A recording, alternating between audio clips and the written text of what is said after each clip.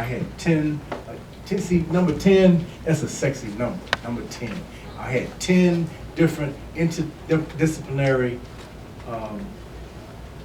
scientists to prove my case that Egypt and Egyptian civilization, I would say the Nile Valley civilization, specifically Egypt, was older than the Mesopotamian civilization, specifically Sumer.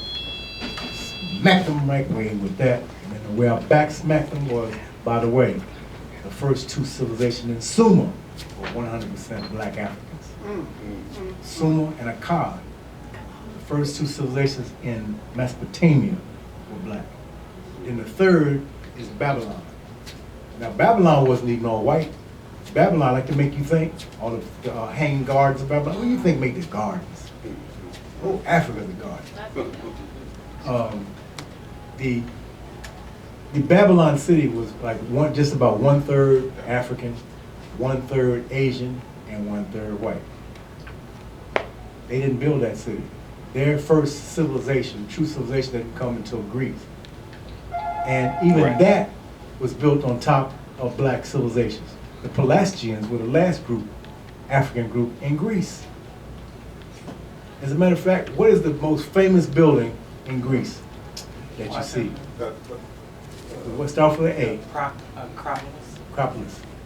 The Acropolis is built on the foundation. They got rid of the temple there, and they had their own slaves or whatever build an Acropolis on top. But the foundation of Acropolis was put there by the Pelasgians, Africans.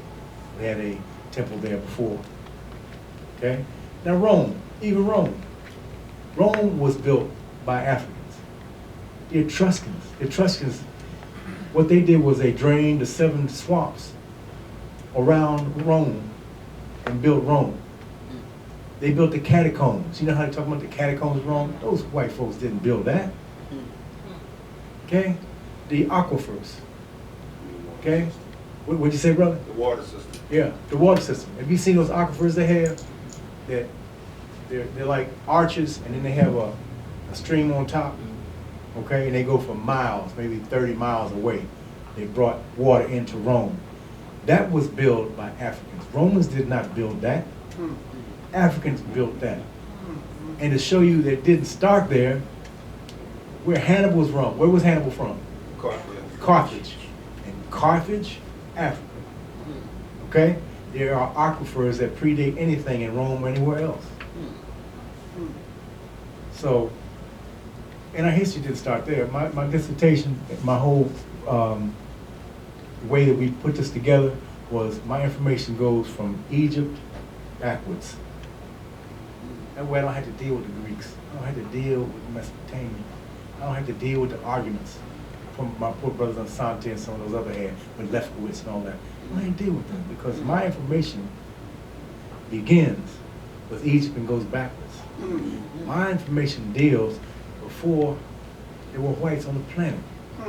My information deals at a time when a black man ruled the world and a black woman was the mother goddess who the black men worshipped.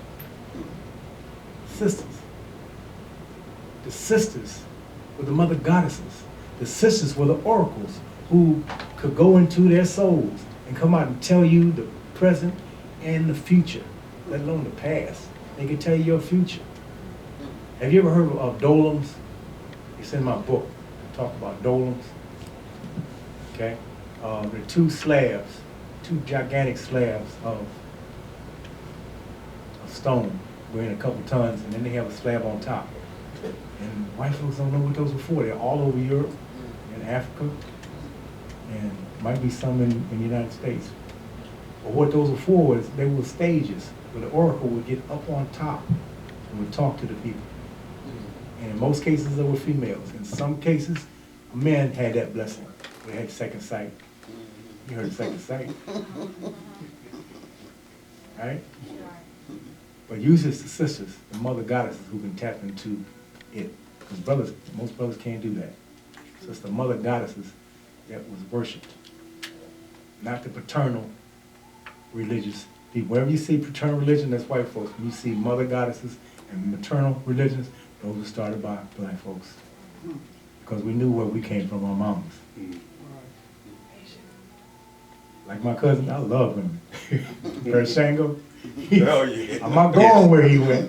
I'm not gonna say that. You know what I'm talking about, brother. Look at that. That brother was wrong. Yeah. God rest his soul. But Brother Shanker. Ishaka Musa, Brother Shango wrote, Yeah. he wrote several books. My Yes, favorite sir. is Black people and white people's holidays. Yeah. Oh yeah, mental genocide. One and Yeah, two. yeah, 1 and 2. Yeah, Yes. 1 and 2, yeah. Like we just finished the 4th of July. 4th of Right. July, right. Fourth of July. 4th of I July. like Yeah, I like that. That's not your holiday. Right. No, it's not. Why you? Absolutely. It's okay to celebrate a day off from work. Right, Okay. right. Put your barbecue out there and get off. Right. But then you get into the barbecue. Oh, don't let me go out into nutrition. That's my first No, degree. that's right. We're killing ourselves because we're eating like slaves. That's right. True. And I'm not just talking about pork. I'm talking about the beef. Do you know that the Africans, the Dogons in Africa, when you hit 40, you stop eating most meats. The only meat they eat after 40 is about fish. About fish, maybe a little chicken. But these things that they feed you now, these GMO foods, anything without a seed, don't eat it. Well, Anything where everything looks the same. All these little, when you go on, it used to be different shapes and different colors, different textures of a food. If they all look the same, don't buy that mess. Because that's GMO, genetically modified, what? Organisms. Exactly. And what do they do to you? Since you know what they do to you? Anybody ever heard what they do to you? Go ahead. Well, from my understanding, they can make you infertile. Number one, and I can't remember if they mess with the hormonal levels. I can't remember because there's other things when you ingest foods with the steroids in them. Those mess with your hormonal levels also. But I know they can make you infertile. But they have another thing where they dumb you down because they want people to be drones. Right. Anything that doesn't have a seed, don't buy it. Quick question, how are you received by the so-called Native Americans with the premise that you have that the African people were here prior to their arrival to this? To their existence. Yeah. Only had one encounter. And he was hostile until I told him what it was about.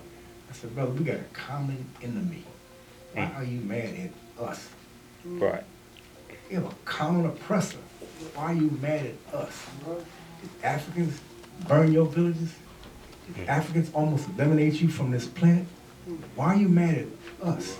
As a matter of fact, you are us. Right. Every Native American on the planet has African in them.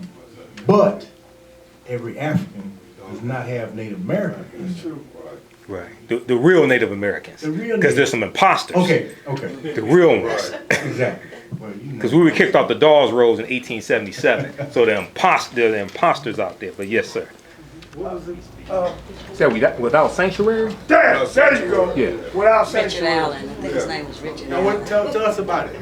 It's a book that shows Lynchings. lynchings. Nothing but Picture. pictures of lynchings. All over, yeah. All over. Documented all the lynchings. About Yeah, that documented big. all the lynchings, yeah. Yeah. You know why? That's not necessary for brothers and sisters that are older, because we went through this. But Right. that is very necessary for the young folks. Oh, Because they yeah. don't know this stuff happened. Right. Right. Things that Right. think everything's okay They don't now. realize, they think everything's happening. Right. I They can say sleep every right. black school, black student should be made to read that book. How many black schools we got? You have to think about that too. Well, okay, black children. Oh, right, I should say it like that. Yeah. Black teenagers, especially That's what- black right. teenagers. Michael and I was discussing, talking about this, today. We was talking about slavery, and I said, no, but you're right. It needs to be taught. It Right. does need to be taught. But that should not be the only story, because that's what they want us to do. Absolutely. Exactly. Only talk about Absolutely. slavery. Right. So it reminds them of what it That's once right. was. Right. But then I go hard and say, That's right. Back up. There was a time when a black man ruled the Ruled the world, world. and a black Exactly. woman was a goddess, Right. mother goddess. It was a time when they went on planet. Okay, here's one of the things I show, Carvelli Sforza. You've heard of the Human Genome Project, Genome Project, right. where they went around 100,000 people all over the planet, and they took their swabs from their cheek, did a DNA. okay? He started that back in the 50s. He was the man that started it. He's the most well-known DNA geneticist in the world. He wrote a book this thick. I don't carry that around with me. It's this thick, 1,000 pages. It's called A Geography of Human Genes.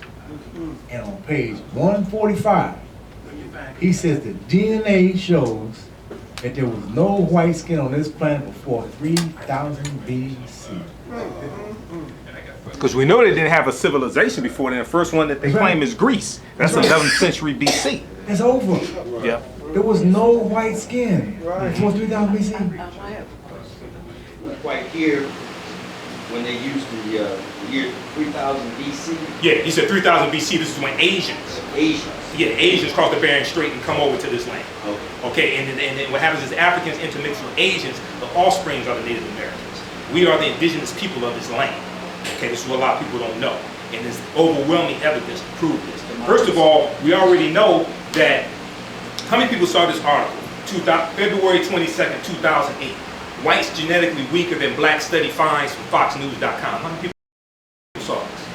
Okay, see, even unfair and unbalanced Fox News has to admit the truth. Okay, and to go from the African gene is dominant, European gene is recessive. And scientists know that the dominant gene had to come first before the recessive gene. Okay, this is not, I'm not dealing with one group of people are superior or inferior to others, we're dealing with science. Okay, so there's overwhelming evidence, and then when we look at Lucy going back, or Dink Nesh, okay, which means you are amazing. We look at Dink Nesh going back 3.2 million years to Ethiopia, discovered in 1974 by Donald Johanson. Europeans know that African people came first, period. They know this, okay? Oftentimes they don't like to admit, all right? And I have a lot of articles I'm gonna share with you all. Hope you brought pen and pad to take notes, okay? Okay, Ed, and then anybody else, any comments quickly? Yes, sister, go ahead. I just think that should be known in like colleges and schools, period. Absolutely. Because I've been in college for the past 4 years and I'm an art major, and all I've learned about is just like the European side of art and how they started art and all of that. Right, exactly. Is that a humanities class? Yeah. Yeah, because I graduated from Wayne State. My degree's in business administration. So I had to take a humanities class, okay? I hated humanities because it was all about Europeans. European art, European music, European culture. And I'm sitting there, I said, wait a second. All life starts in Africa. Culture comes out of Africa. So why aren't we dealing with African history and culture? It's all right to deal with Europeans, it's all right to deal with Asians, but why don't we tell the story at the beginning? Okay? The most popular part, the thing I like the most about the class is when we talked about the Beatles, the music group, the Beatles. That was basically the only thing I was interested in, because all this other nonsense, this was back in, let's see, undergrad, it was before, I think it was before I got into the business school, so it was probably around 92, maybe 93, okay? And it was taught by a Pentecostal white woman, okay? She always wore dresses like down to like the top of her calves, okay, or below. And, you know, you could see how European white supremacy was ingrained into the class. But, now I'm not saying the woman who taught it was a racist, but you see the power structure and what they're feeding to people in college. Okay, so these are things that we have to combat. One of the things I'm going to deal with in here is a brief history of racism, okay, and European white supremacy. Because before we get deeper into the presentation, we have to understand that. And for anybody who thinks that racism is over, explain to me why President Obama has received more death threats than all presidents combined. Okay, one of the reasons why is because every time, now, I'm not saying all Europeans dislike him, okay, because some of them had to vote for him. He had about 40 million or something that voted, 45 million that voted for him. 40, well, not 44. You have millions that voted for him, actually, because the last numbers I saw, I think it was about only a third of Europeans that voted for President Obama. A majority of Europeans voted for Mitt Romney, but the overwhelming majority of so-called minorities voted for President Obama, okay? But you still have millions this time that voted for him. But one of the reasons why some Europeans dislike him is because every time they see him, he is a constant reminder to them that they can be genetically wiped off the face of the earth. Because his mother's European, his father's African. He don't look European. So it's a constant reminder to them that they are genetically inferior. That's something subconscious. We'll deal with that in Rush Limbaugh, Bill O'Reilly, and then the second part of this, we're going to deal with the aftermath of the high-tech lynching in high definition of Trayvon Martin. We'll talk about this. Like I said, I speak at churches also. I spoke at a church about 2 months ago, okay? And I'm going to pass this around. When he talked about go to his website, historictruth.info, this is a 2-page abstract of his book that you can download for free. It gives you an overview of his book, all right? And one of the things he talks about in here is that Columbus did not discover America. In fact, Africans have been traveling to the Americas for at least 60,000 years. He also shows you a picture of the Algonquin Council, okay, which is the Council of Black Indians. This is from the 1920s. And they said, and he actually went to their reservation. And they had a sign outside of the reservation saying that the area that they were on never belonged to the white man. And he also said that nobody in this picture, now these are black Indians, but they said nobody in this picture were ever slaves, and their ancestors were never slaves also. But take a picture, take a look at this. You can download this from his website, historictruth.info. Okay. What state is that in? It's California. California. It may tell on there. I forgot. I think it tells on there. I spoke at a church. It was a after-church program, and it was a brother who is with the Inkster chapter of National Action Network, Reverend Al Sharpton's organization. He wanted me to come because they were doing some good things with this after-church program. It was put on by an organization called Moses, M-O-S-E-S. Don't ask me what the acronym stands for. I don't remember. But he wanted me to talk about the Middle Passage, transatlantic slave trade. Okay, so there are about 30 people there. There are some elders, maybe 1 or 2 children. And you have some people, probably 30s and 40s, things like that, right? So anytime I talk about the transatlantic slave trade or the Middle Passage, the portion taking Africans from Africa to the Americas, things like that, into the Caribbean, I have to start with some history leading up to the transatlantic slave trade. We just can't start talking about 1619 or 1442 with the Portuguese picking up slaves on the west coast of Africa. So we have to deal with the Moors losing control of Grenada, January 2nd, 1492. We have to deal with the Moors going into the Iberian Peninsula, today known as Spain and Portugal, 711 AD, and them taking the teachings from ancient Kemet into Europe and saving Europeans and introducing civilization, teaching them, hard math, science, things like this. And studying that history, I wish we had never taught. Okay, but that's a side note. But when I get to the point of August 3rd, 1492, and Columbus settled on his first voyage, and dealing with his 4 voyages, I tell them that Columbus never came to America, North America. They looked at me like I was crazy. They looked like they never heard that before. He was in the Caribbean, Puerto Rico, Cuba, Santo Domingo, Haiti, things like this. He was in the Caribbean.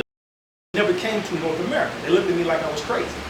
When I talk about an African presence in the Americas going back 51,700 years ago, they looked at me like I was crazy. They looked at me like I never heard anything like that before. Okay? So I had to show them, I showed them that abstract, and then I'm dropping other stuff on them. Okay? Now, I'm gonna go outside the circumference of somebody's awareness here. I don't mean to offend anybody.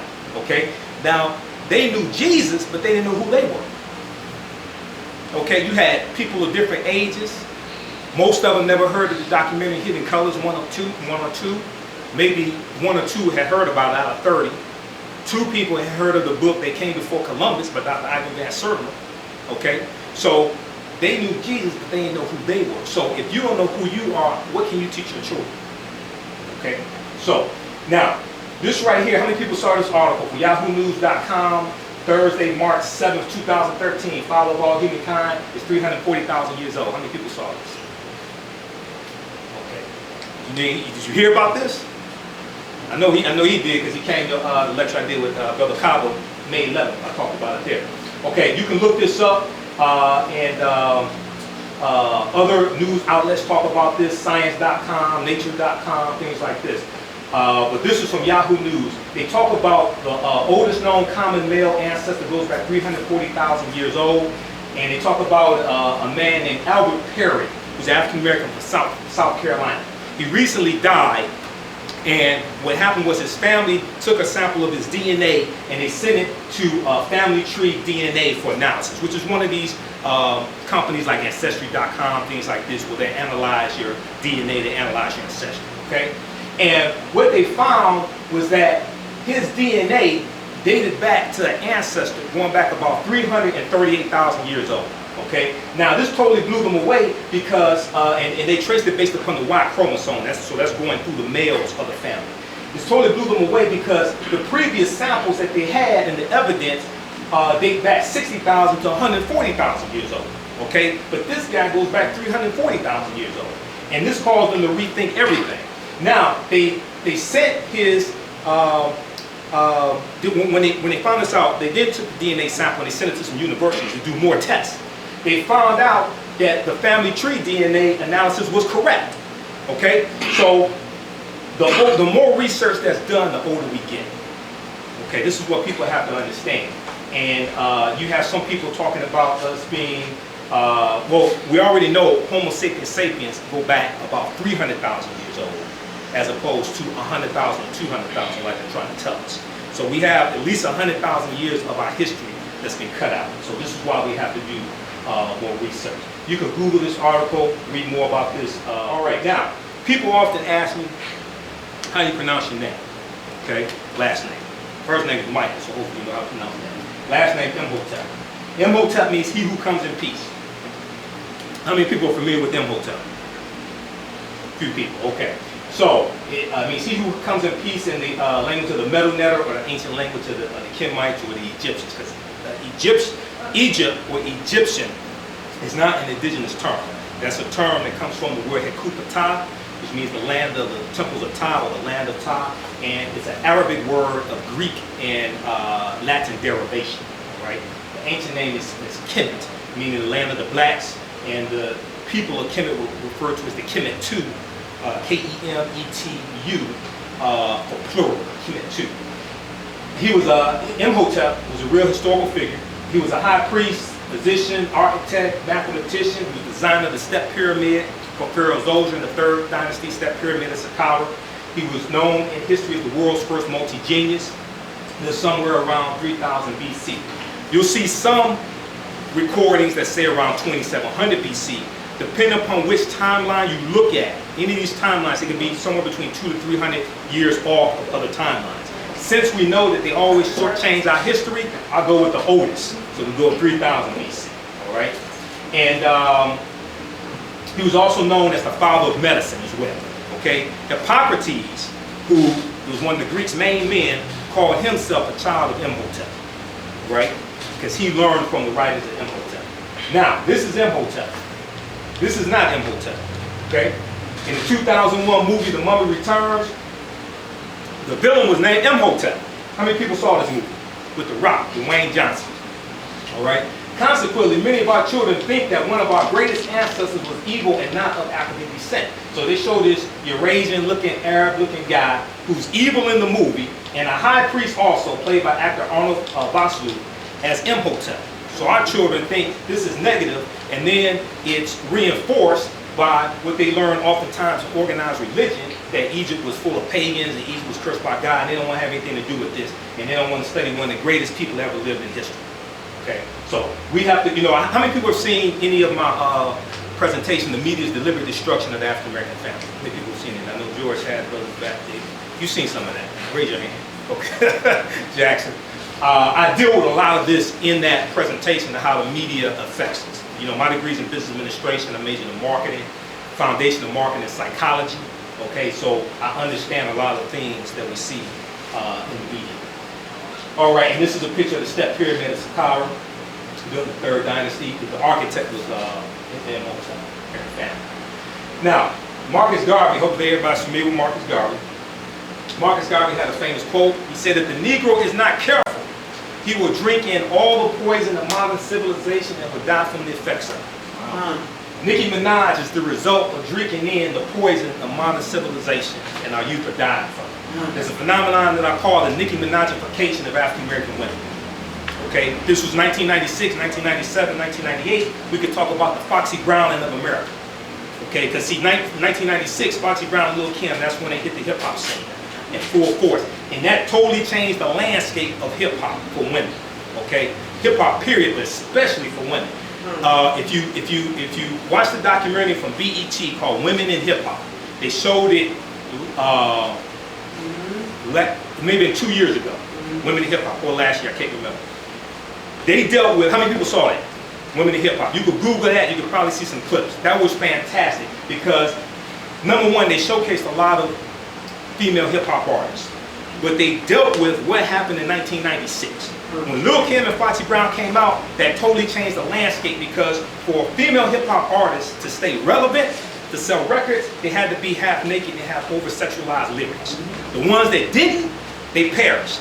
They interviewed the Lady of Rage. You remember her? I get rough and stuff with my Afro puffs. She talked about what happened and how she was pushed to the side because that wasn't her style. Okay, and you listen to the sister, you could tell she felt hurt by what happened. They showed Yo-Yo. You remember Yo-Yo? You can't play with my Yo-Yo. They showed Yo-Yo before '96. She's wearing baggy clothes, things like this. After '96, they show her half naked, crawling around on the floor. Okay? They showed the Brat. Before '96, the Brat was wearing oversized clothing. We never saw her body. After '96, she's on the beach in a two-piece bathing suit. We didn't know she had a body. I'm serious. But this totally changed the landscape. And then this is a pose like Lil' Kim had on the cover. I think it was on the cover of one of her albums also from the 90s. Okay? So this is what we did with. Now we can't put all the blame on Nicki Minaj, but heavy is the head that wears the crown. But we also have to understand is the record executives that create this persona, okay, and push the persona, and they control which songs get put on the CD, they control which images get promoted, things of this nature, okay? But these are things that we have to protect our children from. We have to understand it, because you can't fight what you don't understand. We have to understand it and protect our children from it, and at the same time present them with positive images, okay? All right. We can also talk about, for men, we can also talk about the Lil Wayne of African American men. Okay, because she's on Young Money, which is a subsidiary of Cash Money, and the CEO is Lil Wayne. Okay, is that absolutely, absolutely. But we're the original people, number one. Also, did you hear? And I'll come to you just a second, sister. Also, you heard the one sister who said that her aunt in Honduras is using skin bleaching cream. You heard that, right? Now you know there's an epidemic of people on the continent of Africa using skin bleaching creams. Nigeria is the largest epidemic, but it's also in South Africa and other African countries. Have you heard about this? I have some, for this presentation, the articles are less, but some of my other presentations, I usually have like 2 folders full of articles. I have that in some of my other presentations. I've dealt with that in the media's deliberate destruction of the African American family. But AfricanGlobe.net reported on that, and you could just Google that. Skin bleaching in Africa, but they also in Brazil as well. It's an epidemic of skin bleaching in Brazil also. Okay.